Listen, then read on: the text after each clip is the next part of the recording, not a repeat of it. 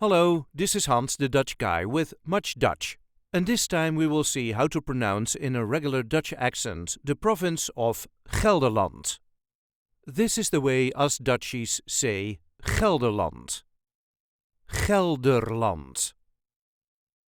There is a very slight emphasis on the first syllable, Gelderland. Gel-der-land. All the letters will be pronounced, and yes, there is that harsh Dutch g. Just keep trying that hard g. It will make it sound so much more authentic. Gelderland. I live in the province of Gelderland. I hope this video was helpful. You can help us by liking it and subscribing to our channel. And we have plenty of other content here, so be sure to check that out too. Tot ziens!